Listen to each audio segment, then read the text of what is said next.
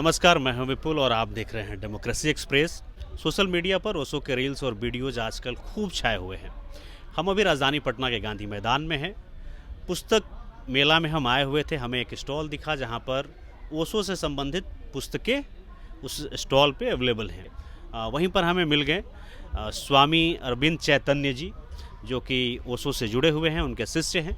तो हमने सोचा कि ओशो के बारे में उनसे बेहतर और कौन बताएगा, चलिए उनसे ही जान लेते हैं। अरविंद जी, सबसे पहले तो आपका स्वागत है। जो पहला सवाल है, डिजिटल प्लेटफॉर्म पे, सोशल मीडिया पे, या फिर हम इंस्टाग्राम देखें या फेसबुक देखें, वहाँ पर ओशो के वीडियोज छाए हुए हैं, जैसे लग रहा है कि बाढ़ सी आ गई है। ऐसा क्यों है? ऐसा मतलब कैसे हुआ?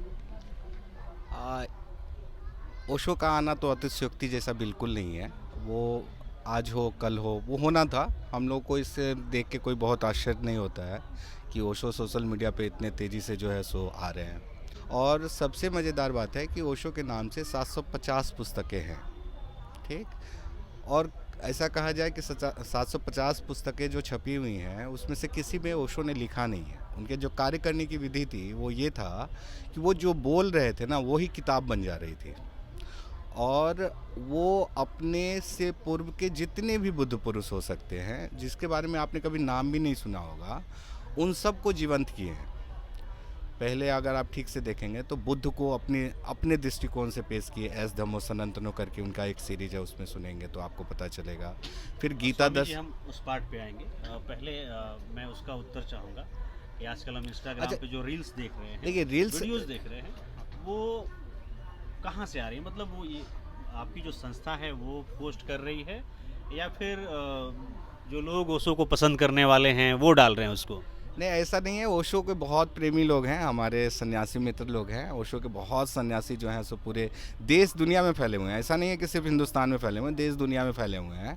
हम लोगों का जो अभी रजनीश साधना संघ इंटरनेशनल बैनर के तले हम लोगों ने ये पुस्तक मेला काम किया हुआ है, ये अभी 21 कंट्री में अवेलेबल है। मतलब हमारे कोऑर्डिनेटर्स काम कर रहे हैं ओशो के, तो आप समझ सकते हैं कि उनकी अवेलेबिलिटी है। और रही बात जहाँ तक वीडियोस का आना, तो जिस समय में ओशो प्रवचन दे रहे थे उस समय तो सोशल मीडिया नहीं था। ये किसी से छुपा हुआ नहीं है। 90 की बात है, ओशो ने शरीर छोड़ा है 1990 में, उससे पहले।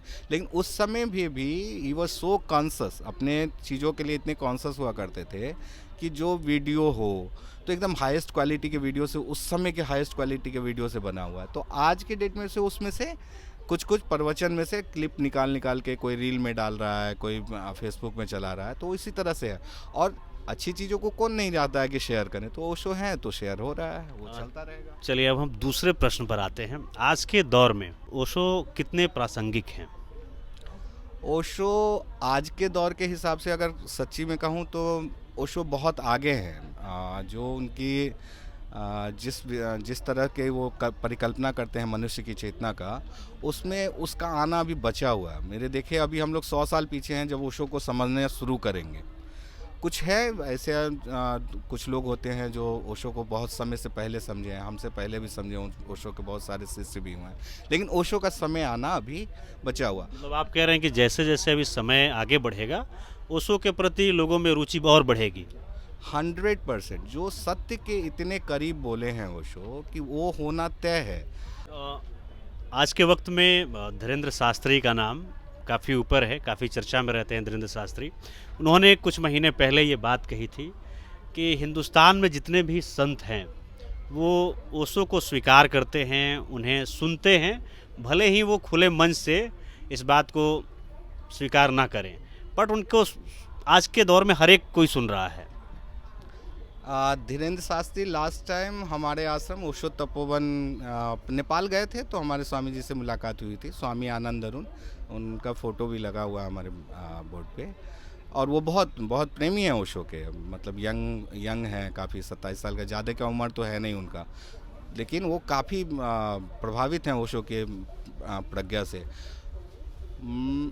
ओशो के बारे में जो वो बोल रहे हैं, इनफैक्ट मैं सही बता रहा हूँ, अभी मैं बहुत तो जितने भी बाकी लोगों को सुनता हूँ, जैसे सदगुरु को सुनता हूँ, चाहे वो आचार्य प्रशांत बोलते हैं, डिट्टो लगता है कि वो ओशो का कॉपी कैट कर रहे हैं। मुझे इस कहने में थोड़ी सी भी हिचक नहीं है लेकिन लगता है कि उनकी बातों को ही आगे बढ़ा रहे हैं। या फिर उनकी बातों को ऐसा कह सकते हैं कि एक तरह से देखा जाए तो वो लोग ओशो का ही बातों को आगे बढ़ाने का काम कर रहे हैं, और कहीं ना कहीं ओशो का ही काम हो रहा है।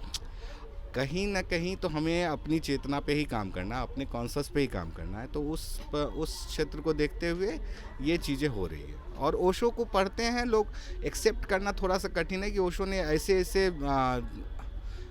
क्या बोलते हैं, दुखते रक्त पे हाथ रखा ना मनुष्यता के, कि आप सोच नहीं सकते। अब किस बुद्ध पुरुष को इतना हिम्मत था जो ये किताब का शीर्षक रखे संभोग से समाधि की ओर। ये ओशो ही कर सकते हैं। आप समझ सकते हैं, मतलब ये शीर्षक के साथ वो अपनी पुस्तकों को निकाले हैं। तो आप ऐसे क्रांतिकारी सदगुरु को संभालना इतना आसान नहीं है। चलिए, ओशो पे बात करने के लिए बहुत बहुत धन्यवाद अरविंद जी। ये अरविंद चैतन्य जी हैं जो ओशो के शिष्य हैं, हमसे बात कर रहे थे ओशो को लेकर के। बाकी ऐसे ही खबरों के लिए, वीडियोज़ के लिए, अपडेट्स के लिए आप देखते रहिए डेमोक्रेसी एक्सप्रेस।